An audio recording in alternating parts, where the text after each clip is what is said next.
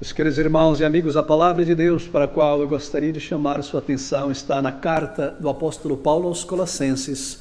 Abra comigo no capítulo de número 3, nós leremos o versículo 8 ao versículo de número 11. Colossenses capítulo 3, do versículo 8 ao versículo de número 11. Estas palavras de Paulo pelo Espírito sobre a nova vida em Cristo Jesus, onde não há grego, nem judeu.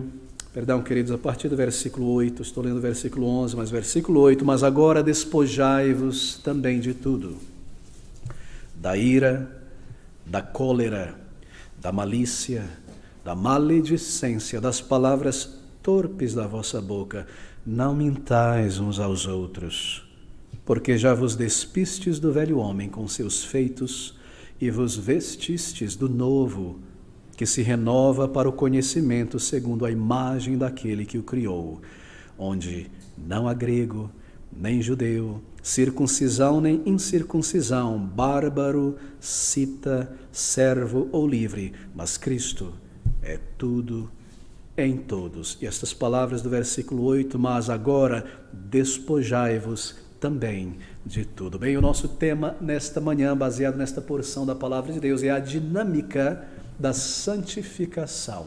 A dinâmica da santificação. Recentemente nós lidamos na palavra de Deus com a dinâmica do arrependimento. Como acontece o arrependimento, como ele é gerado pelo Espírito em uma alma. Em outras palavras, qual é a anatomia do arrependimento. Lidamos também com a dinâmica da fé, como a fé é gerada, como ela passa a existir em uma alma para a conversão. E agora, hoje pela manhã, a dinâmica da fé. Como acontece, a dinâmica da santificação, Lidamos com a dinâmica do arrependimento, a dinâmica da fé e hoje a dinâmica da santificação. Como acontece a santificação? Como ela é iniciada? Como ela toma forma? Como ela opera em nós, nos influencia e nos transforma. Como o Espírito de Deus que gerou fé, arrependimento, como ele gera a santificação, como ele impulsiona a santificação, qual é a anatomia da santificação na vida de uma pessoa salva.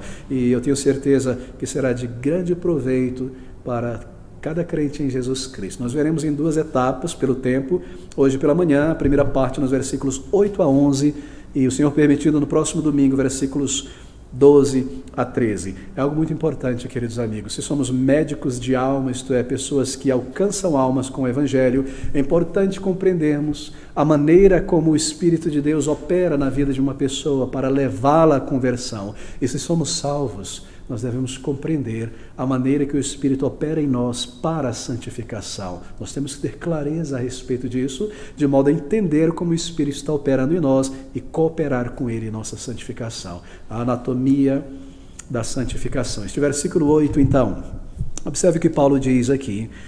É bastante direto, é bastante gráfico, é um comando, mas agora despojai-vos também de tudo. E na sequência, uma grande lista de coisas a serem despojadas. Bem, este versículo 8, este é o contexto, ele é continuação do comando do versículo 5. Observe o versículo 5, mortificai, pois, os vossos membros que estão sobre a terra. Versículo 8, mas agora despojai-vos também de tudo. E o que Paulo está dizendo aqui é isto.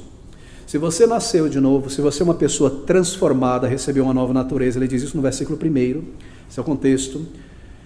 Então você mortificou, matou, assassinou, tirou da sua vida aquelas coisas que eram desagradáveis a Deus. Na conversão, o Espírito de Deus te levou a fazer isso. Por isso, versículo 5, mortificar. E aqui estão os pecados que mais caracterizavam a nossa vida antes da conversão. Mortificar os vossos membros que estão sobre a terra. Fornicação, impureza, afeição desordenada, vil concupiscência, avareza, que é idolatria. Esses pecados eles eram tão fortes em nossa vida. Eles nos dominavam de tal maneira que nós mesmos, por nós mesmos, jamais, nunca conseguiríamos nos livrar dele. Foi por isso que foi necessário a mortificação. Crucificados, mortos com Cristo para esta velha vida de pecados, da prática desses pecados. Isso acontece, versículo 5, na conversão. É ali que uma pessoa é uma nova criatura. E estes pecados do versículo 5, eles não farão mais parte da vida de uma pessoa. Ela não viverá na prática destes pecados. Paulo nos diz isso lá em 1 Coríntios 6:11, aquela lista de pecados inclui todos estes. E na sequência ele diz, mas fostes lavados, mas fostes transformados. Assim no versículo 5 aqui, ele está falando sobre a crucificação da velha vida com Cristo, sobre novo nascimento, sobre ter vencido o pecado, ter recebido o Espírito de Deus para uma nova vida. Então, tendo o Espírito implantado em nós pela conversão, somos novas criaturas, isto é, uma criação original em Cristo. E agora, queridos amigos, nós temos uma nova disposição interior, uma nova inclinação. Na vida antes da conversão, havia uma força em nós, como a força da gravidade, não é? Que mantém os corpos ligados a uma massa maior. Aqui estamos no chão. Por que a gente não flutua? Teoricamente, a gravidade nos segura aqui. E antes da conversão era assim. Havia uma força que nos impelia e nos segurava no pecado. Era impossível vencê-la. Como uma lei da natureza. Paulo chama de lei do pecado em Romanos. Nós não conseguimos vencer a parte da nossa velha natureza, nós amávamos isso, por mais que lutássemos, talvez não venceríamos. Mas na conversão, nós podemos dizer que esta lei foi invertida. E agora nós somos propulsionados para cima, para viver para o Senhor, para servir o Senhor. É um novo princípio. É uma fonte que foi aberta dentro de nós, que passa a lavar, limpar mente, coração e nos transformar. É uma nova inclinação. Na conversão, nós não nos tornamos perfeitos, intactos em um pedestal. Nos é dado um princípio. E este princípio, pelo Espírito, é tão poderoso que nós ouvimos e respondemos. Então a santificação é formada, é forjada em nós. A santificação acontece desta maneira, uma nova disposição. A velha natureza, aquela que nós tínhamos antes da conversão, se já nascemos de novo, nós recebemos ela de nossos pais, não é? Descendendo ali de Adão. Esta velha natureza foi o primeiro presente de Satanás para nós, presente de aniversário de nascimento. Nós nascemos, ele nos presenteou com isso, nós herdamos de nossos pais. Era uma natureza corrupta, inclinada para o mal, para o pecado, mas quando nós somos salvos, nós recebemos de Deus, do Espírito de Deus, uma nova natureza, uma nova disposição. Assim, o crente, ele possui duas naturezas, a velha, terrena, carnal, e uma nova, celestial, superior, muito melhor. Mas eu devo tomar cuidado aqui, porque eu posso cometer um erro teológico. Eu não estou dizendo que há duas entidades, assim por dizer, dentro de nós, uma e outra aqui, não. Essa é uma maneira do apóstolo Paulo informar que há em nós ainda um resíduo do pecado. Enquanto nós estivermos este corpo do pecado, há certas inclinações da velha natureza que procuram nos levar de volta ao mundo e de volta ao pecado. Assim há dentro de nós esta luta entre os velhos desejos, as velhas buscas e a nova inclinação para as coisas de Deus. E isso é real. Isso acontece em nós. Nós não podemos descartar isso. Se nós colocarmos de lado esta velha natureza, este princípio de uma nova natureza superior, maior, mas uma velha natureza que busca voltar ao controle, nós perdemos de vista e não compreenderemos o que é santificação. Nós somos salvos pela fé em Cristo Jesus. Essa é uma obra inteiramente do Espírito de Deus. Mortos não podem ressuscitar a si mesmo. É quando Ele abre os nossos olhos, iniciativa dEle, que nós começamos a buscar o Senhor para a salvação. É Ele quem faz isso. Mas a santificação não. A santificação não é pela fé, como a conversão é. É claro que envolve fé, mas a santificação envolve uma parte humana. É uma cooperação entre o Espírito e o crente. Enquanto a conversão, uma obra do Espírito, vos vivificou, estando vós mortos em delitos e pecados, a santificação é este novo princípio e o crente coopera. O Espírito de Deus ativa a minha consciência que estava morta, eu estou desperto, eu entendo o que é o pecado, Ele toca a minha consciência, o que eu faço? Eu não me assento na roda dos escarnecedores. Eu tiro o meu pé do pecado, assim, é uma cooperação entre o Espírito que me dá graça e o poder que eu não tinha para vencer o pecado e a minha resposta. Esse é um outro elemento da santificação. Assim, esta nova natureza recebida na conversão, implantada em nós, forjada em nós, ela é caracterizada por um poder para cima, nos desenraizar deste mundo, mais próximo de Deus. Mas o fato, queridos amigos, triste e real, é que quando nós estivermos deste lado do céu, há em nós ainda uma velha natureza também. Sim, mais enfraquecida, foi desentronizada, não é, do centro do coração, por uma obra do Espírito. A velha natureza, ela sofreu um impeachment, foi colocada para fora. Mas o triste caso é o seguinte, esta velha natureza deixou todos os seus colaboradores no governo. E há, como se diz ali, uma herança maldita, enraizada, instalada em nossa vida. E este governo que ainda permanece ali, embora o cabeça não esteja mais lá, ele precisa ser colocado fora, varrido. Toda aquela filosofia antiga de vida carnal para este mundo deve agora ser removida na santificação. Esta imagem, esta é a figura aqui em Colossenses. O chefe, a tirania, o velho eu, sofreu impeachment, foi colocado para fora pelo Espírito. Mas a política deste velho eu continua ali. E assim ela deve ser boicotada, desprezada, abandonada e novos princípios implantados. Você percebe a ilustração? É exatamente isso. É sobre isso que Paulo está falando aqui. Observe o raciocínio, ele está falando sobre isso, a sequência deste raciocínio. Ele começa com morte e novo nascimento, certo? Despojar-se daquilo que não convém, colocar para fora e o revestir-se. Versículo 1 do capítulo 3, veja a sequência do raciocínio. Portanto, que pode ser melhor traduzido, assim sendo, ou uma vez que já ressuscitastes com Cristo, buscai as coisas que são de cima. Versículo 5, mortificai, pois, os vossos membros que estão sobre a terra. E aqui está a lista horrível. E então, versículo 8, mas agora, tendo nascido de novo, despojai-vos também. Segue uma outra lista. E no versículo 12, tendo se despojado, revesti-vos de algo novo. Queridos amigos, deixe-me mostrar algo muito importante aqui. Esta é a corrente, este é o ciclo da vida cristã. É mais um destes ciclos da vida cristã. Como eu mencionei, não é? Há aquelas correntes de ar que seguem um circuito no mundo inteiro, não é? Vai lá na Ásia, volta, se você soltar um balão aqui nessa corrente, ela vai aparecer lá na Ásia e voltar ao mesmo ponto. No oceano também há estas correntes, não? A tartaruga entra nessa corrente, rios dentro do oceano, ela vai parar na Austrália e volta. A vida cristã tem esses círculos também. E aqui está um deles, já mencionei vários. A vida cristã envolve eu despojar-me de certos traços da minha velha personalidade e colocar algo novo no lugar. É despojar e colocar algo novo no lugar. Isso é santificação. E é assim que nós avançamos.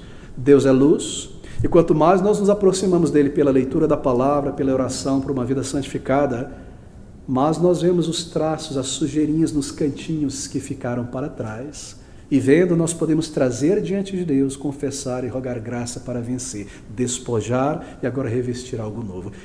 Este é o processo da santificação. É assim que o Espírito de Deus opera.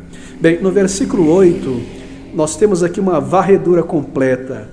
Aquele guarda-roupa do pecado, assim por dizer, deve ser desfeito, despojar, não é? E essa é a dinâmica da santificação. Há algo para cada um de nós fazer se nós nascemos de novo. Alguns crentes em Jesus sinceros, nascidos de novo, eles erram por causa de uma teologia não bíblica que ensina que uma vez que você é salvo pela fé, você é santificado para a fé, pela fé somente. Você não precisa fazer mais nada. O Espírito opera em você, você pode alcançar perfeição pela fé e nunca mais pecar. Mas isso é um engodo. Se fosse verdadeiro, por que dos textos como 1 João 1:9, se confessarmos os nossos pecados, ele é fiel e justo? Está falando para crentes, não é? Lutai contra o pecado. É claro que nós iremos pecar ainda, não viver na prática. Há uma diferença muito grande. Mas na conversão, a velha natureza é fraturada, debilitada, mas ela continua ali, queridos amigos. Antes da conversão, nós não podíamos não pecar, nós sempre pecaríamos. Na conversão, nós podemos não pecar. Na glória eterna, nós não poderemos pecar mais. Você percebe o processo? E esta é a ideia aqui. Bem, a carta do apóstolo Paulo aqui aos Colossenses, como as demais, está cheia de imagens. Se você, ao ler a palavra de Deus, as cartas de Paulo em particular, manter estas figuras, ele sempre ilustra, Isso traz clareza ao ensino, à doutrina aqui. Aqui está uma delas, observe o versículo 8, é uma imagem, uma ilustração aqui. Ele diz, mas agora despojai-vos também de tudo, da ira, da cólera, malícia, maledicência, palavras torpes da vossa boca. Ele segue em frente. Mas agora despojai-vos também de tudo. E a ilustração aqui é a seguinte. É de uma pessoa que deve se despojar de coisas ruins, más, que ele acumulou, ou se despir de uma roupa suja, enlameada, fétida e vestir algo novo. Esta é a ilustração que Paulo está usando aqui sobre o processo de santificação. Mas agora despojai-vos também de tudo. O Espírito Santo, ele toma aqui uma figura, um objeto, que ele usa também no Antigo Testamento. Paulo toma esta figura pelo Espírito, porque ele sabe que esta ideia de despojar, de revestir, marca muito a ideia da santificação. E Paulo, como uma pessoa versada no Antigo Testamento, toma este elemento, toma esta ilustração do Antigo Testamento para ilustrar aqui no Novo como é a santificação. Veja como esta ideia de despor, despojar, despir-se de algo errado representa a santificação desde o Antigo Testamento. Abra comigo Isaías capítulo 61, versículo de número 10, apenas um versículo. Estamos estabelecendo esses princípios antes de seguir em frente. Isaías 61, 10. Regozijei-me e muito no Senhor, regozijar-me-ei muito no Senhor, a minha alma se alegrará no Senhor meu Deus, porque, observe, me vestiu de roupas de salvação, cobriu-me com um manto de justiça, como um noivo se adorna com turbante sacerdotal, e como a noiva que se enfeita das suas joias. Você percebeu das suas joias? Você percebeu? Roupas de justiça, roupas de santificação, uma nova vida. Paulo pega essa figura, despoje-se daquele vestimento do caráter carnal e revista-se desses princípios e valores e frutos do versículo 12 em diante. Então, essa é a ilustração que nós vamos guardar em mente daqui para frente. Despir-se de algo, vestir-se de outra coisa muito melhor. Bem, observe aqui esta figura, esta ilustração. Ali está uma pessoa não convertida, vivendo em sua imundície, no pecado. Ela é salva, ela é transformada. Mas veja só, ainda há certas vestes do pecado nela.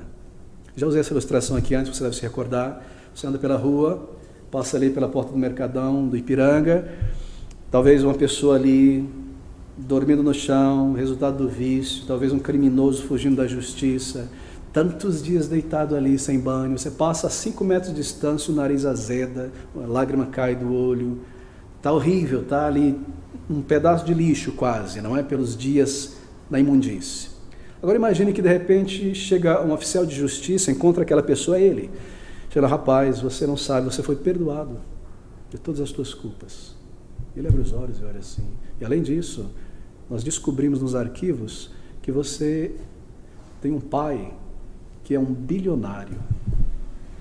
De repente aquele homem que era um trapo de imundícia, um mendigo, um pobre, quase cego, sujo e fétido, ele recebe um novo status. Herdeiro de uma grande riqueza, justificado de seus crimes, certo? E ele se levanta dali, porém ele continua com aquela roupa fétida, aquele cabelo rastafari, grudado, imundo, não é? Então o que diz a palavra de Deus para ele? Bom, se você já foi justificado em Cristo, versículo 1, agora você precisa então começar a tirar esta jaqueta da mentira, este sapato da ira, este relógio, esse colarinho, o que quer que seja, do egoísmo. Despoje, você recebeu um novo status, herdeiro, justificado, vista-se como alguém justificado. Deixa a imundície, deixa a velha vida para trás. Essa é a ilustração aqui. Você percebe? Quando nós somos salvos, nós somos transformados por dentro. Mas nós não nos tornamos aquela pessoa intacta, limpa, completamente. É um princípio, é uma fonte que é aberta e começa a jorrar e lavar e lavar. E nós respondemos à operação do Espírito, lançando fora estas coisas do caráter da vida que não agradam a Deus. E assim a santificação é operada. Bem, queridos irmãos, essa é a nossa ilustração aqui. Recebemos perdão de nossa culpa, herança com Cristo. Agora, tendo isto acontecido, versículo 8, mas agora, tendo mortificado tudo aquilo no versículo 5, mas agora despojai-vos também de tudo. E essa é a realidade de um crente antes da conversão, versículo 5. Surge em seu pecado, seu caráter é um tecido cheio de buracos, falhas morais de todo tipo, um criminoso aos olhos da justiça de Deus, vagando pela vida, até que o Espírito de Deus opere em nós, salvo, justificado, um herdeiro em Cristo. De agora em diante, tendo recebido o status de filho de Deus, você deve se despir de algo errado, se vestir de algo certo. Essa é a sequência, versículo 1, 5, 8 e 12. Muito bem, temos a estrutura aqui, não é?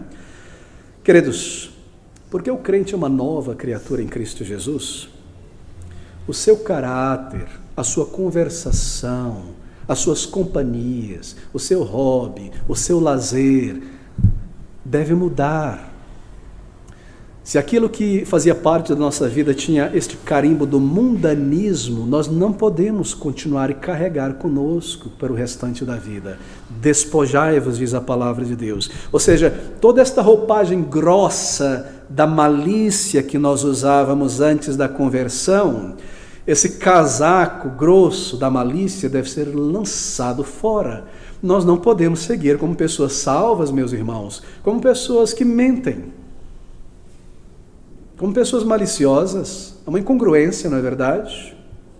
Assim está aqui, pense sobre um guarda-roupa, né, na nossa ilustração, preenchido de ira, de cólera, essa é a lista, de malícia, de mentira. Nós temos que lançar isso fora. Como jamais poderia um crente ser reconhecido, um crente, uma pessoa salva, ser reconhecido no trabalho, em casa ou na família, como uma pessoa maliciosa? Isso é uma contradição. Como pode uma pessoa renovada pelo Espírito, transformada, ser reconhecida na família como uma pessoa de pavio curto, uma pessoa irada, uma pessoa maldizente? Isso é uma contradição, não é? Impossível. Porque o crente é uma nova criatura. Você se despiu com a ajuda do Espírito, no versículo 5, daqueles vícios mais visíveis. Eles eram tão fortes, tão enraizados, que a única maneira era matá-los, mas agora há um comando aqui, depois de salvo. Você deve despojar-se desses vícios mais sutis, da personalidade menos visíveis. Aquelas coisas que somente a tua esposa vê, conhece e sabe sobre você. Talvez um temperamento impulsivo, mesquinho. Aquelas coisas que somente o teu marido sabe, os teus filhos sabem. Talvez uma língua maldizente. Talvez uma natureza difícil de conviver, alguém revanchista. Diante de tudo isso, aqui está o comando de Deus. Agora, despojai-vos de tudo. Você percebe a gravidade da santificação bíblica? Você percebe o padrão de santificação bíblica? Não existe tal coisa como um crente carnal. Isto não é bíblico. Não existe tal coisa como um crente mundano. Essa é uma contradição em termos. Não há tal coisa, o crente é um santo, não é? Não há tal coisa como um santo imundo, ou um santo mentiroso, ou um santo malicioso.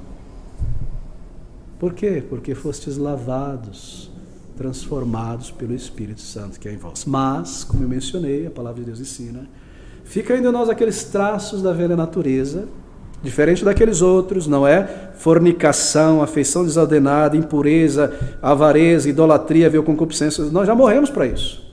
Se nós vivemos ainda isso, nessas coisas, não nascemos de novo. Mas tendo nascido de novo, há certas coisas, não é, ali? Um temperamento mesquinho, uma complacência ou preguiça, alguma coisa desse tipo. Lançai fora é o comando da palavra de Deus. Santificação é contínua.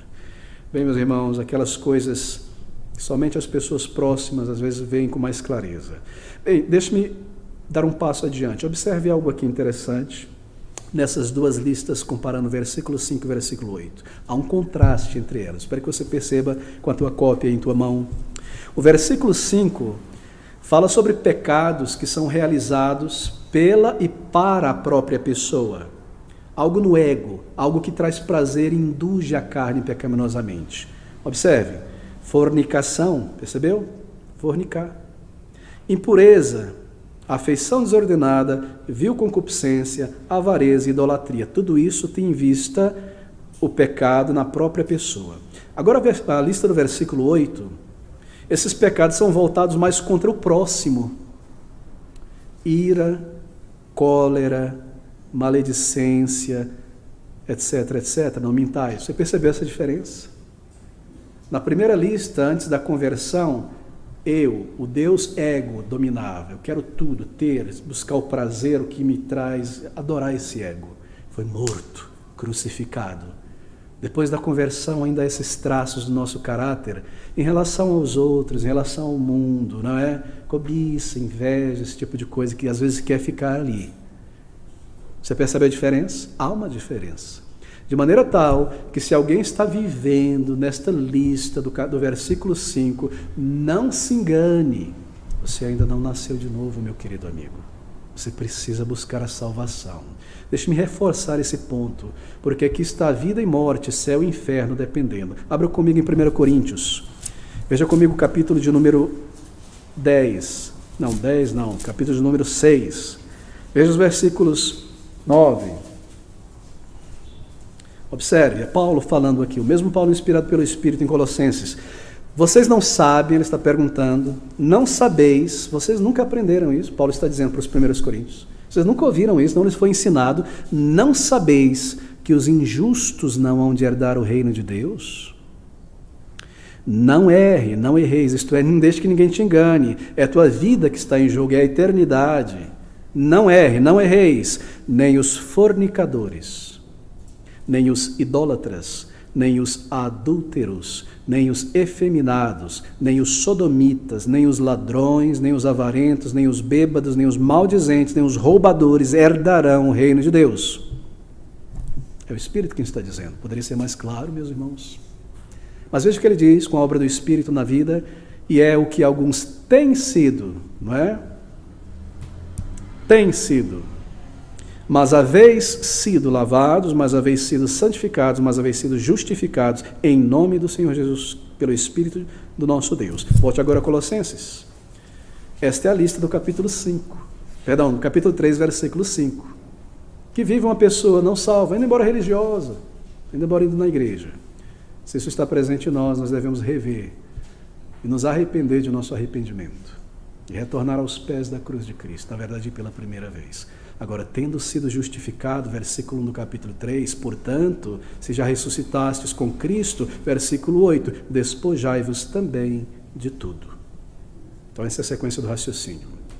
Muito bem, versículo 8, então, aqui está a lista diante de nós. Mas agora despojai-vos também de tudo, da ira, da cólera, da malícia, da maledicência, das palavras torpes da vossa boca. Muito bem. Você é uma pessoa salva. Foi implantado dentro de você pelo Espírito uma nova inclinação para as coisas do alto, santificação. Mas você e eu precisamos, cooperando com o Espírito, nos despir, renunciar aos velhos hábitos, renunciar às velhas inclinações, às velhas companhias, os velhos lazeres que eram caracterizados pelo mundo, pelo pecado, pelo ego, o estilo, o comportamento, a moda, os hábitos deste mundo que são caracterizados pela malícia, pela sensualidade, pelo ego, pela avareza, o que quer que seja. Por quê? Porque sendo salvos, como nós podemos continuar vestidos dessas coisas? É uma contradição. Despojai-vos também de tudo. Tudo, até um lenço. Todo lenço do pecado a gente joga fora, não fica com nada. Esse é o objetivo da santificação. E aqui está o primeiro. Mas agora despojai-vos da ira. O termo traduzido como ira também pode ser trazido como indignação. Indignação é uma raiva contra o próximo. Isto é a ira, uma paixão irascível, uma disposição, uma inclinação para irar-se com facilidade. Uma pessoa que se ira, que é sanguínea, que é raivosa. Isso não pode permanecer no caráter de uma pessoa que nasceu de novo. Queridos amigos, ira é algo indigno e pecaminoso, segundo a palavra de Deus. Se eu tenho a tendência de me irar com facilidade, por alguma inconveniência, eu não posso ser tratado dessa maneira porque eu estou irado. Se eu tenho esse tipo de tendência, e eu me iro porque as coisas não foram do meu jeito, eu fico irritado, isso é terrível, como isso aconteceu, alguém não me tratou do jeito que o meu orgulho merece, e eu fico irado, alguém me contradisse, o meu filho adolescente me contradiz diante dos outros, eu não posso aguentar isso, eu fico irado, eu explodo, porque eu sou tão importante, eu sou tão infalível, tão orgulhoso, e a minha reação é vil, é explosiva, é orgulhosa. Isso é um fruto da carne, que deve ser lançado fora. Queridos irmãos, o crente é comandado pelo Espírito na palavra de Deus a renunciar à ira. Salmo de número 37, versículo de número 8, diz essas palavras. Deixa a ira e abandona o furor, não te indignes de forma alguma para fazer o mal. abandonar. Na Bíblia, a ira é vista como estultícia. Eclesiastes capítulo 7, versículo de número 9. Estultícia. Não te apresses no teu espírito a irar-te, porque a ira repousa no íntimo dos tolos. E a ira é proibida na palavra de Deus. Tiago capítulo 1, versículo de número 19. Tiago 1, versículo 19. Portanto, meus amados irmãos, todo homem seja pronto para ouvir, tardio para falar, tardio para se irar, porque a ira do homem não opera a justiça de Deus. Ela não traz nenhum fruto de edificação para ninguém nem para você.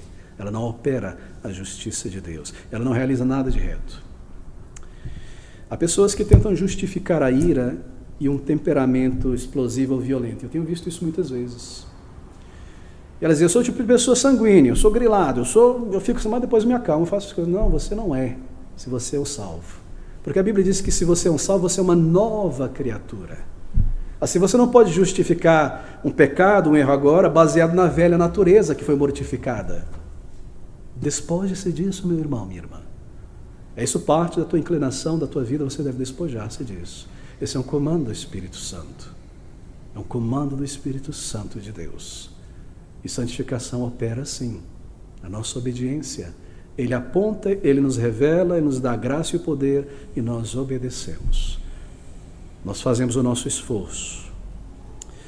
A ira, ela é indigna, ela é pecaminosa. E se eu tenho a tendência de mirar com facilidade por uma inconveniência, eu não posso ser tratado assim, eu fico irado. Se eu não consigo a coisa do meu jeito, não é? Então eu devo parar e considerar diante de Deus, com toda honestidade, que isso não é parte de um caráter de uma pessoa salva. Eu preciso despojar-me dessas coisas. Eu preciso lançar fora. Mas há pessoas que justificam isso. Mas, querido amigo, isso é uma mentira. Uma mentira de Satanás.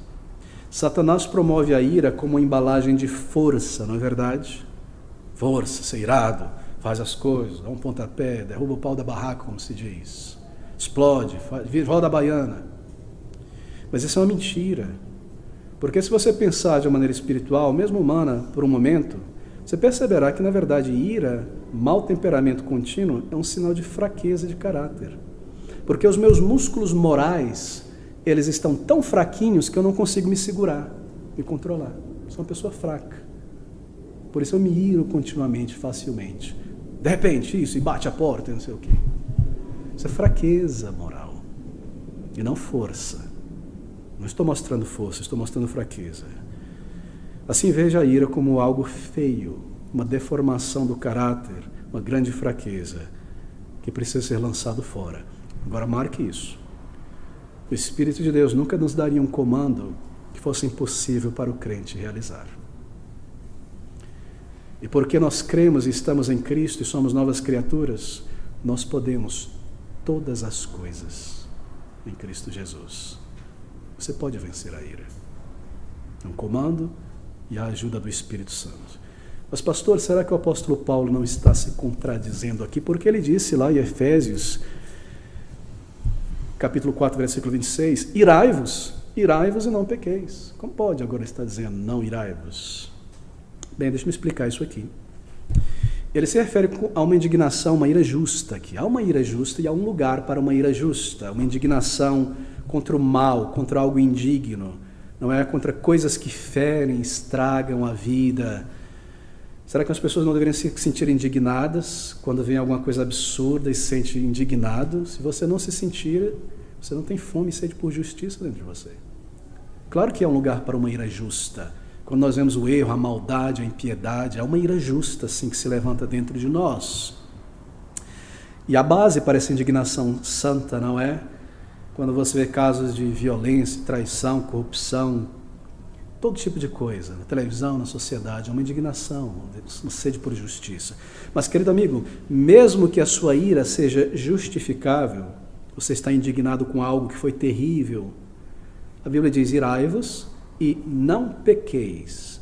Por quê? Bem, pela seguinte razão. Se você guarda, não se ponha o sol sobre a vossa ira. Você irou-se a respeito de algo justo neste mundo, o pecado, o mal.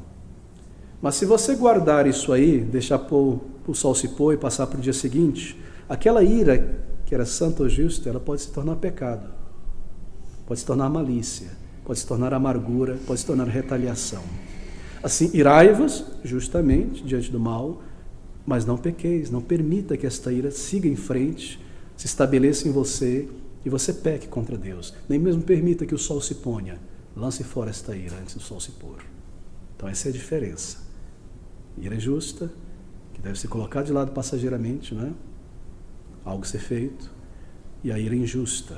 Mas mesmo que a sua ira seja justificável, porque ira é algo tão horrível, tão mau e destrutível, você está indignado com algo que aconteceu, foi realmente terrível, não deveria ter acontecido, mas você não quer deixar que ela siga em frente. Você não quer permitir que ela siga em frente, porque você pode acabar retaliando e fazendo algo que você não deveria. Por quê? Porque a ira do homem não opera a justiça de Deus no dia seguinte. Não é verdade? Nós imaginamos que opera, mas traz muitos estragos. Assim, irai-vos e não pequei. Bem, uma indignação razoável pode se tornar uma indignação pecaminosa. Mas, meus irmãos, a melhor de todas as iras, a melhor de todas as indignações, e a que nós precisamos, é a ira e a indignação contra nós mesmos.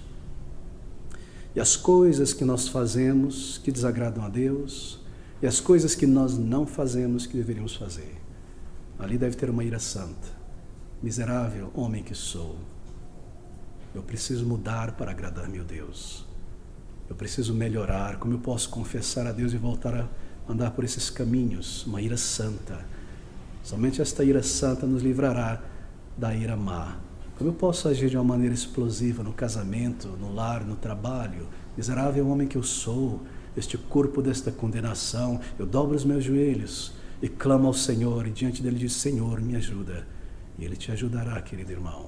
Assim, ouça essas palavras do apóstolo Paulo pelo Espírito. Não dê lugar à ira. Colossenses capítulo 3, versículo 8.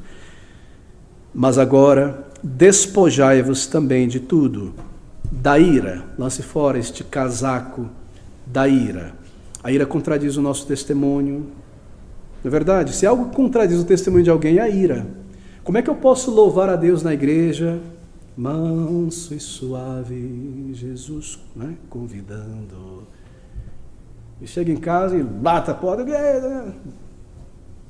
Que contradição. Uma contradição para o novo caráter, não é verdade?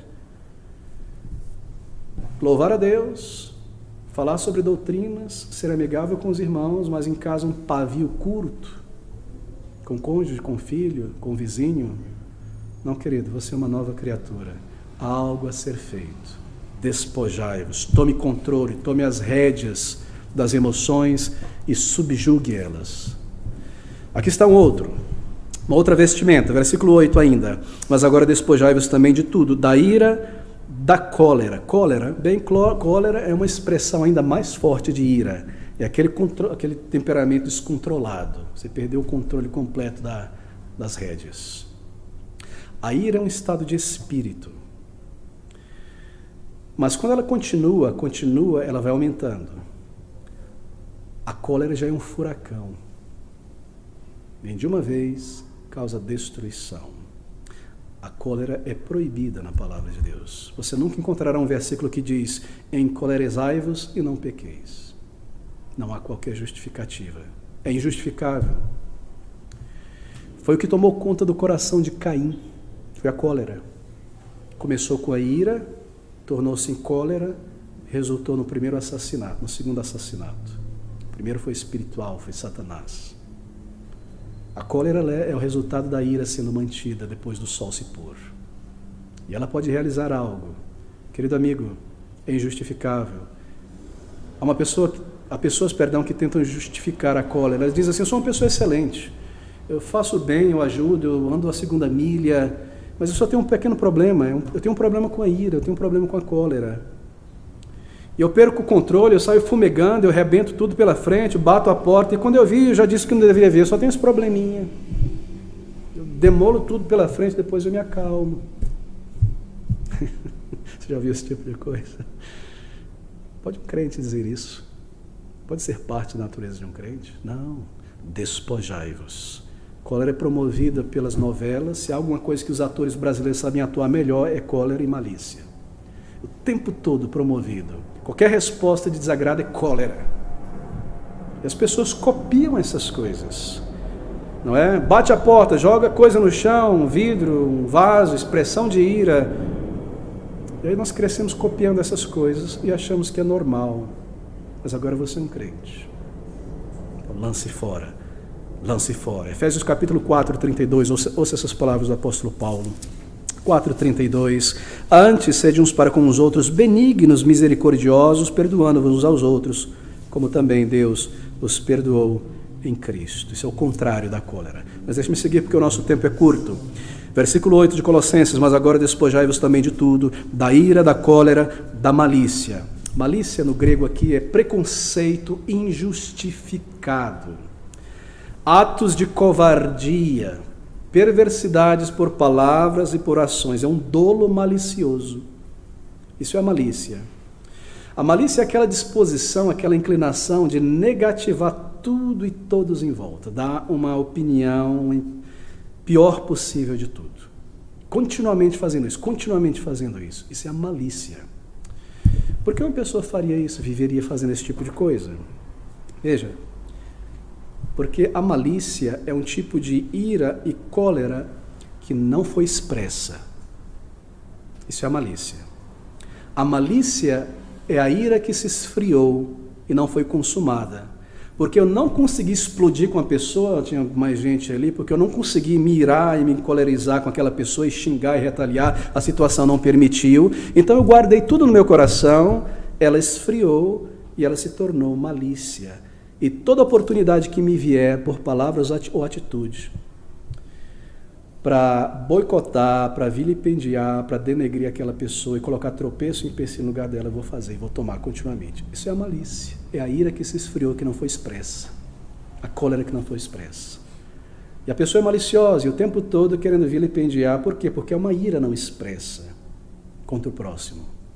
Isso é um veneno, querido amigo, isso consome o caráter por dentro e o ambiente por fora. Veja 1 Coríntios capítulo 5, versículo 8, mais uma palavra aqui de Paulo. 1 Coríntios 5, 8, sobre isto. Por isso, façamos a festa não com o fermento velho, nem com o fermento da maldade e da malícia, mas com os ázimos da sinceridade e da verdade. É um veneno. E o crente tem um comando a despojar-se disso. 1 Pedro 2, versículo 1. Mais um versículo, 1 Pedro capítulo 2, gostaria que você estivesse observando, versículo 1. Deixando, esse é um comando, pois toda a malícia e todo engano e fingimento e invejas e todas as murmurações, desejai afetuosamente como meninos novamente nascidos, leite racional. Você percebe? Despoja, reveste. Está sempre na palavra de Deus isso. O crente tem um comando a despojar-se da malícia.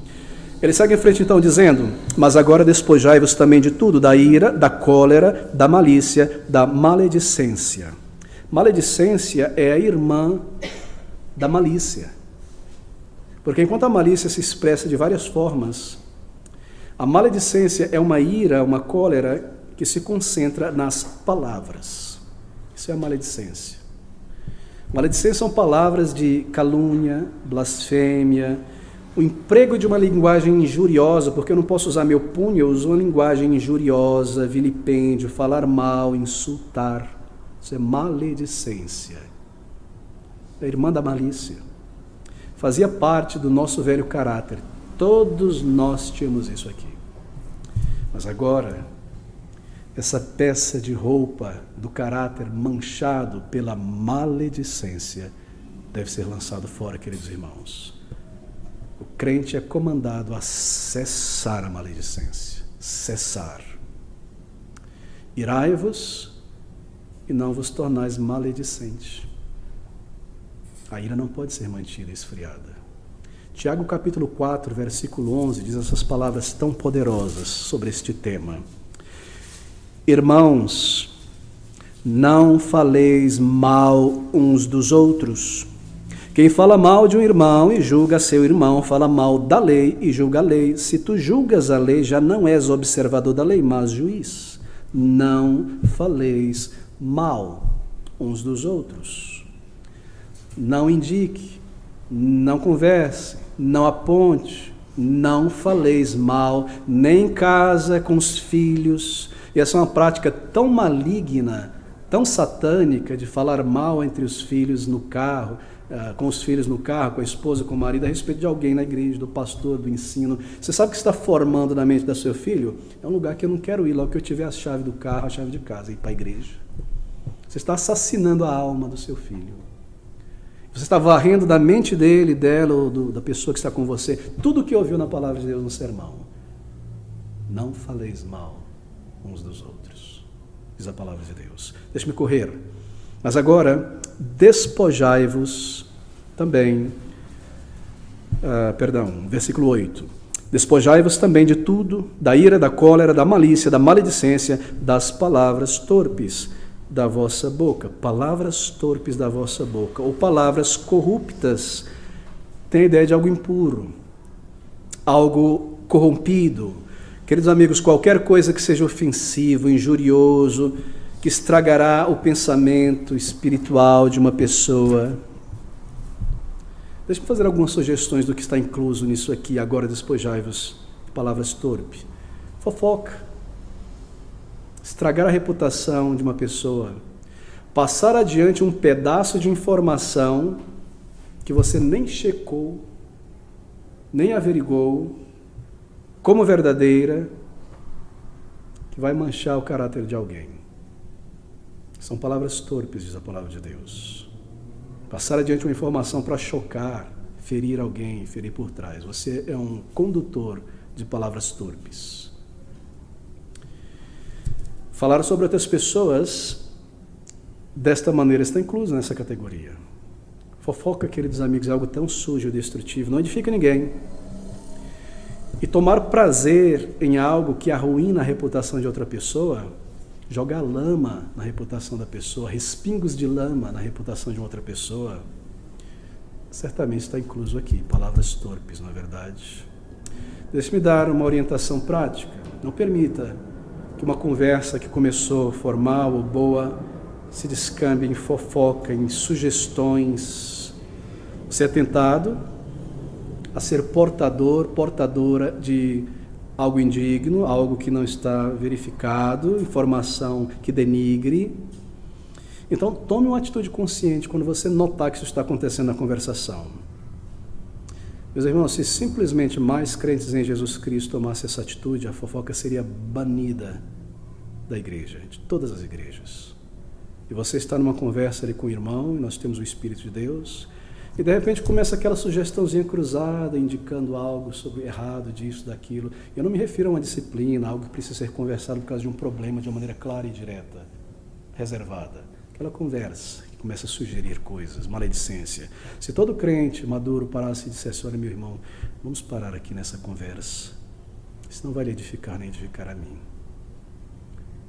Então o fofoqueiro seria envergonhado e a fofoca seria tolhida. Por falta dessas coisas, igrejas são empesteadas com a fofoca e tantos problemas, queridos amigos. Assim, a fofoca está incluso aqui, palavras torpes.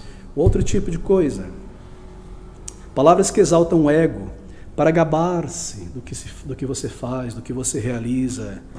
Sim, talvez algo legítimo, algo maravilhoso que você conseguiu realizar, que você conseguiu de fato alcançar e fazer, etc. Mas então, você fica falando sobre isso, promovendo-se aos olhos dos outros, colocando-se no centro do estágio, criar um tipo de admiração em torno de você, não é? Isso está incluído aqui, palavras torpes, tortas, porque é orgulho. O que você está fazendo é massageando o orgulho, é isso que nós fazemos, não é? Ao expor tudo isso aí. E você encoraja outras pessoas não a admirarem a Deus, mas a você, e adorarem a você, e seguirem a você, do que o seu Criador. Você está tentando colocar as luzes e o foco em você mesmo. São palavras torpes, evite isso. Coloque isso de lado, despoje-se disso. Todo louvor deve ser dirigido a Cristo. Toda adoração, todo reconhecimento dirigido ao Salvador. E o nosso melhor nós ainda temos tantas fraquezas. Assim é Cristo que nós nomeamos e adoramos. Uma outra coisa que está incluso em palavras torpes, murmuração ímpia. Você às vezes ouve sobre alguém que cai em um estado de murmuração contínua.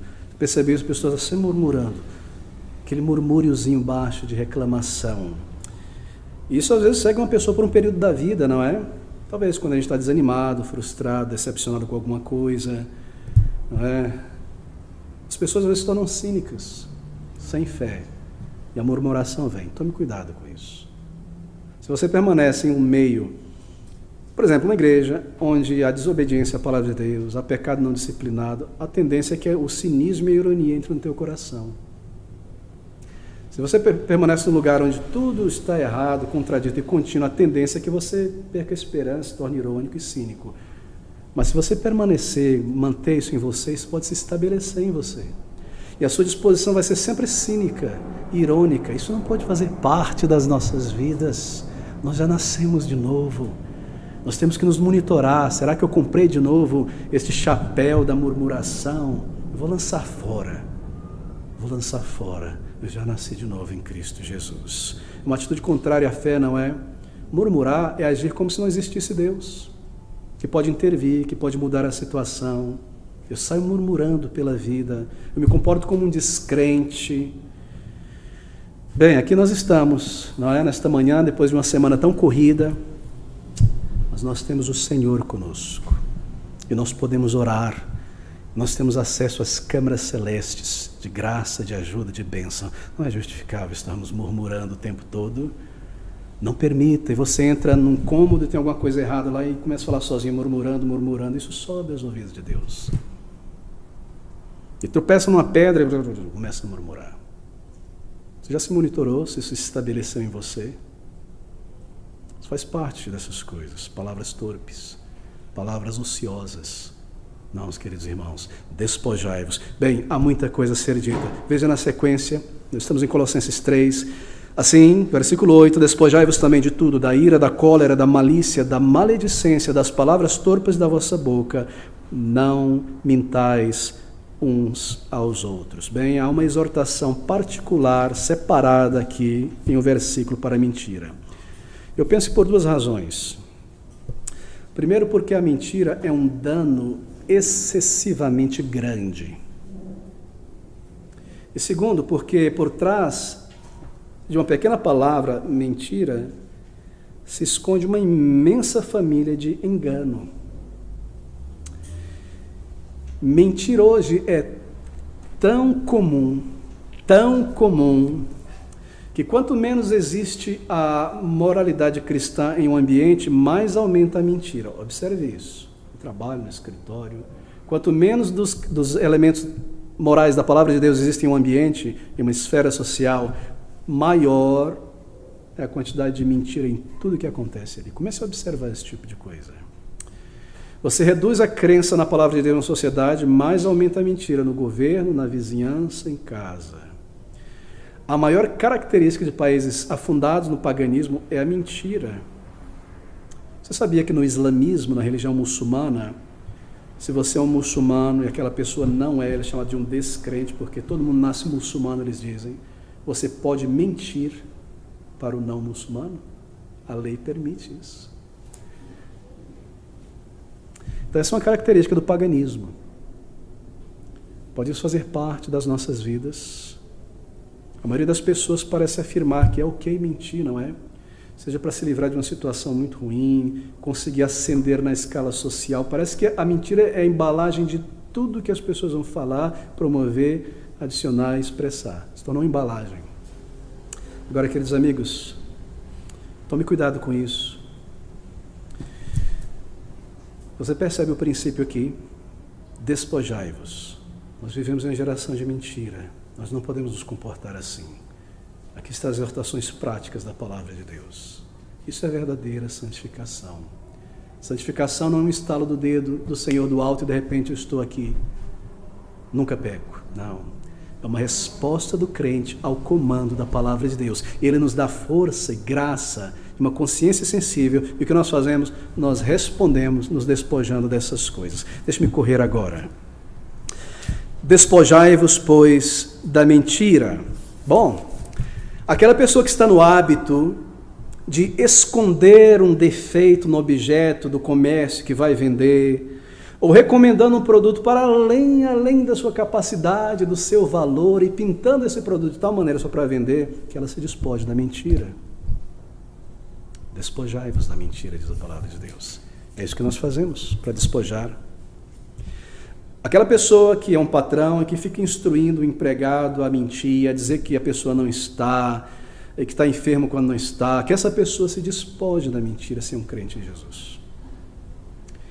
Aquela pessoa que está no hábito de colorir uma história, adicionar informações, suprimir informações importantes para a compreensão correta da situação, que essa pessoa se despoje da mentira, se é um crente em Jesus. Aquele que ouve rumores sobre outras pessoas, mas não investiga a veracidade e passa para frente estes rumores, e assim circulam informações falsas, meias verdades, 70% de verdade, como se fossem verdades inteiras, e assim afeta a obra do Senhor, o caráter de alguém, que esta pessoa se despoje da mentira. Despojai-vos da mentira, diz a palavra de Deus. Aquele que está no hábito de prometer algo, põe palavras para fora, eu irei, eu farei, eu prometo neste horário, aqui, etc, etc, etc. Quando não tem a mínima intenção de algo importante, de cumprir aquilo do qual alguém depende, na obra do Senhor, uma coisa que a vida da pessoa depende, o que quer que seja, e não cumpre o que diz, que se despoje da mentira. Meus irmãos, se você diz algo, estarei lá amanhã, e você não aparece, e você foi contado numa lista, e foi nomeado, e trabalha, etc., quer que seja, você não está lá, e não informa o porquê, e a sua parte na obra não é realizada, então que você se despoje da mentira. Aquela pessoa que prometeu e deu a sua palavra, porque palavra deve valer como algo escrito, um e-mail, uma mensagem, e não cumpre, ou não justifica, ou manda uma mensagem dizendo isso, você deixa a outra pessoa em pé, esperando, cozinhando a pessoa lá, enquanto você está cuidando dos seus próprios interesses, esquece do interesse dos outros, que se despoje da mentira, porque ela é um mal terrível. Será que nós podemos permitir essas mentiras, colocar para fora a palavra e não cumprir e achar que isso não tem valor algum? Esse é o nosso padrão como santos. Nós aprendemos no mundo isso, podemos trazer isso para a igreja. Bem, meus irmãos, aqui está a exortação da palavra de Deus. Aquele que está acostumado a encher a bola de outra pessoa com elogios, com appraisals, não é? Elogios irreais, só para ter uma vantagem com a pessoa, para ganhar alguma vantagem, para ter alguma proximidade, inventando, enchendo a bola, que se despoje da mentira. Aquela pessoa que está acostumada a mentir simplesmente para ganhar um argumento. Estou conversando com alguém e percebi que meu argumento é falho, então vou começar a mentir, a dizer, mas eu li isso aqui, isso aqui, que se despoje da mentira. É horrível, não é? É terrível. Por isso, querido amigo, despoje-se da mentira, diz a palavra de Deus. Aquele que sonega na obra do Senhor, nunca servindo, só recebendo, que se despoje da mentira. Satanás é o originador da mentira no universo. Por isso que ele é chamado na Bíblia de o pai da mentira, o gerador da mentira. E o seu objetivo é conseguir que o maior número possível de crentes retornem a mentir novamente, porque isso vai contra a sua nova natureza e a favor da sua campanha de mentiras. Você começa a mentir e Satanás começa a trabalhar em nós para aumentar e para usar mais e mais da mentira. Mentira é algo feio, algo sujo. Será que você quer se assemelhar ao pai da mentira? Nós não queremos isso. Portanto, despojai-vos da mentira. Algumas pessoas, tenho conhecido, elas mentem tanto, Eu tenho um familiar que não conhece a Cristo, distante. É um caso, exemplo assim, atípico, mas a pessoa mente tanto, mas tanto, que é incrível. Ela passa a acreditar nas suas próprias mentiras. E às vezes se pergunta, será que isso foi verdade ou eu inventei? Eu preciso descobrir, que senão posso estar vivendo uma mentira. Aquele que age assim, dobre o joelho, e clame a Deus e despoje-se da mentira. Porque Satanás irá usar e criar uma fantasia em sua mente sobre quem você é quando você não é, o que fulano é quando não é. Satanás usa a mentira na mente, nos pensamentos e nas palavras. Assim, queridos irmãos, a mentira destrói a sua comunhão com Deus. Ele não se relacionará com alegria com você. A mentira, ela destruirá o teu testemunho. Bem, você ouve sobre certos líderes cristãos hoje em dia que mentem sobre os seus ministérios. E eles usam a mídia, na internet, na televisão, e esquemas profissionais contratados de marketing e propaganda para mentir sobre as suas igrejas, sobre o que o Deus está fazendo ali com eles, somente através daquela igreja, para te atrair, para te manter ali, tornar um ofertante contínuo, dizimista, o que é que seja, não é? Você pode realmente imaginar que o que eles estão fazendo agrada a Deus? Mentiras e exagerações. Você crê que Deus os usará quando eles estão exagerando, mentindo sobre o seu ministério? É claro que não. O versículo diz, não mintais uns aos outros, nem no mundo, nem para com seu irmão. Paulo diz em Efésios 5:25, porque somos membros uns dos outros. Como você poderia mentir para um membro do corpo que é teu irmão? Como nós poderíamos fazer isso? Porque a mentira, ela desata os laços da amizade. Assim, ela é muito danosa. E se nós percebemos ela se levantar em nós, querido irmão, lance fora. Pense sobre o Senhor Jesus Cristo por um instante. Você ouve as palavras de Cristo e tudo que Ele diz, não há nenhuma mentira em seus lábios, não há insinceridade. Cristo é aquele que nós podemos confiar em tudo. Todas as promessas de Deus são cumpridas em Cristo, e em Cristo são o sim e o amém. Ele é a verdade perfeita, ele é o nosso exemplo. Assim nós devemos exercitar o padrão do sim, sim, não, não. E se for talvez, então dá um retorno, com sim ou com não, mas sempre o sim, sim, não, não. E o que passa disso não provém da verdade.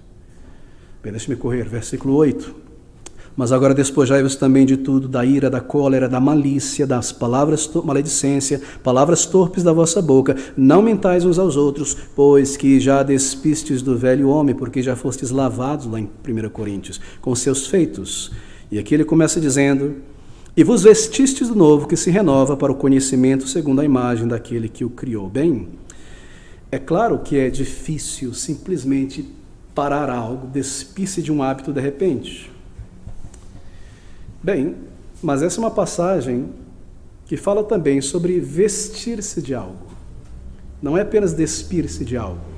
Versículo 10. E vos vestistes do novo homem que se renova para o conhecimento segundo a imagem Cristo daquele que vos chamou, transformou, criou. Nós temos auxílios, queridos irmãos. Assim, em vez de colocar tudo em mim, eu trago aos pés de Cristo. Eu começo a monitorar. Eu começo a despojar-me destas coisas. Por quê? Porque o texto diz, este novo homem, ele se renova. Você renovou o guarda-roupa. E você vai renovando, você vai escrafunchando lá daqueles 2 cabides de uma roupa presa na outra. Mas não tinha visto esse negócio, que horrível. Vou atualizar aqui. E Deus me faz ver um traço no meu caráter que eu não tinha visto. Que se manifestou. Ele traz à superfície da minha consciência para que eu veja. Eu não tinha percebido que eu sou uma pessoa tão mesquinha. Só posso fazer alguma coisa se eu te extrair alguma coisa, algum prazer, alguma alegria, tiver algum benefício, alguma comida. Eu não tinha percebido isso, mas agora eu percebo. Eu vou me despojar disso. Eu não tinha percebido que eu estou aumentando as coisas e diminuindo demais. Isso tem sido algo contínuo, inventando certas coisas, mas agora o Espírito me ajudou a perceber. Eu vou lançar fora. Eu não tinha percebido isso e aquilo, mas o Espírito de Deus me ajudou. E o que eu faço? agora eu me despojo. Se renova, isso é santificação. Se renova a cada dia, despojando-se, revestindo-se de algo novo, segundo a imagem daquele que o criou. Versículo 11, então, onde não há grego, nem judeu, circuncisão, nem circuncisão, bárbaro, cita, servo ou livre, mas Cristo é tudo em todos. No dever da santificação, todos somos iguais, é o que ele está dizendo. Não há intelectual, não há iletrado, não há rico, não há pobre, nortista, sulista, nordestino, brasileiro, argentino, homem, mulher, grego. Santificação é um comando a todos. É um padrão igual para todos, porque Deus é santo. Algo positivo para nós concluirmos. Ajuda a despojar-se dessas coisas quando nós aprendemos a detestar essas coisas. Se você começar a odiar a mentira em você e no mundo, você consegue se livrar dela. Se você começa a odiar essas coisas, a fofoca, veja a ferida que ela causa, por fim. Veja o que ele opera. Detestar o orgulho em nós mesmos. Se você detesta essas coisas, então você está mais inclinado a vencê-las. Aqui está uma dica. 2. Não se associe com pessoas ou gaste tempo assistindo coisas que estão mencionadas nesta lista. Você senta diante de um filme, no cinema, no Netflix, em casa, e você começa a ver na atitude, nas palavras, essa lista sendo manifesta. Desligue. Lance fora. Você não conseguirá, se você continua colocando este exemplo diante dos teus olhos. Esta é a maneira. Se você assiste novelas, você passa a se comportar e a falar, e a agir, e a escolher como as pessoas da novela. E meu querido irmão, se há algo corrupto na sociedade são novelas. Toda a concupiscência da carne, dos olhos e a soberba da vida é lançada pelas novelas. Assim lance fora estas coisas. Se você vive muito tempo, convive com pessoas, sua melhor amizade são pessoas que têm esse estilo de vida, então você vai aprender a seguir os princípios e desejar seguir esses princípios de vida. Assim, há certas coisas para nós fazermos. Se você vai no shopping center e não tem nada em mente que você precise, você foi lá porque não tem outro lugar, você fica vagando nas vitrines, o que você está fazendo? Você está se levando, você está se desarmando, colocando tentações diante de você para cobiçar isso e cobiçar aquilo, e ter mais, e ser brilhante neste mundo sensual. Nós temos que ter atitudes racionais, sérias, intencionais para a santificação. Qualquer coisa, querido amigo, que esteja com esta lista caracterizada, se nós somos salvos, esta é a maneira de nos despojarmos dessas coisas. Recorde a si mesmo continuamente, todos os dias, que o Espírito Santo de Deus, ele tem residência permanente em você. Isso é maravilhoso. Isso é algo que nos leva à santificação. Assim diga a si mesmo, diante dessa tentação, como eu poderia entristecer o Espírito Santo de Deus, que me levou a Cristo? Eu não irei fazer isso, eu não escolherei isso, eu não vou neste caminho, eu vou tirar isso de minha frente. Ele habita em mim, ele está dentro de mim. A sua obra foi tão grande em minha vida, tão maravilhosa. Eu me lembro como eu vivia na pocilga do pecado, ele me lavou, me restaurou. Como eu posso agora entristecê-lo? Ele me encontrou no vício, no pecado, me transformou. Como eu posso beber deste mundo? Ele me despertou espiritualmente. Como eu posso dar atenção de novo a estas coisas? Iluminou a minha mente para entender a mensagem do Evangelho. Escreveu uma nova natureza em mim. Lembre-se, o Espírito Santo de Deus habita na vida de um crente. Será que nós não ouvimos sobre a tristeza do Espírito Santo pelo povo de Deus? Nós podemos entristecê-lo, não sei como explicar isso, mas a Bíblia declara isso.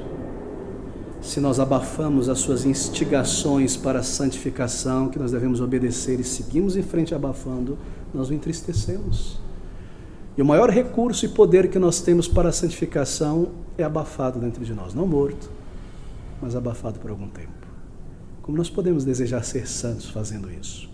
Assim, esta é santificação bíblica. Santificação bíblica é uma cooperação, queridos irmãos. Deixe-me concluir. Ouça essas palavras de Paulo e nós fechamos aqui. É o Espírito de Deus falando. Não é opcional, É um comando do Espírito para todo crente. Não é para a igreja no primeiro século, esta palavra de Deus que não perde a validade porque ela é viva e eficaz, ela segue em frente. Mas agora, salvos, despojai-vos também de tudo, da ira, da cólera, da malícia, da maledicência, das palavras torpes da vossa boca. Não mentais uns aos outros, porque já vos despistes do velho homem com seus feitos, e vos vestistes do novo que se renova para o conhecimento segundo a imagem daquele que o criou. Onde não há grego nem judeu, circuncisão nem incircuncisão, bárbaro, cita, servo livre, mas Cristo é tudo e em todos. Queridos amigos, que o Senhor aplique estas exortações ao nosso coração. É tudo que nós necessitamos. Deixe-me concluir com esta nota. Há um grande mal no meio evangélico em nossos dias, não bíblico. Todo verdadeiro crente deseja crescer em santificação, agradar a Deus. Mas algo é promovido e oferecido a crentes que não estão na palavra de Deus. Venha na minha igreja, porque aqui tem a oração forte. E você vai sair daqui forte, poderoso e santificado.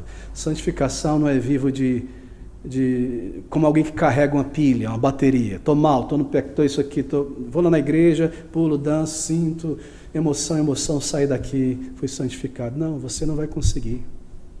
Tanta música boa, estou me sentindo o Espírito de Deus, sim, mas na segunda-feira não tem música de fundo. E quando você for tentado, não haverá emocionalismo. É você e o pecado e Satanás. Como você vai vencer isso? Com emocionalismo. Com palavras grandiosas numa igreja no domingo. Não, queridos. Aqui, claro, direto, tudo o que nós necessitamos. Tratando conosco como filhos amados. Nos dizendo o que nós precisamos. E nos dando o seu Espírito. A palavra de Deus diz: aquele que nasceu de novo, seja santo. Porque diz o Senhor, eu sou santo. E santidade é o nosso cartão de visita.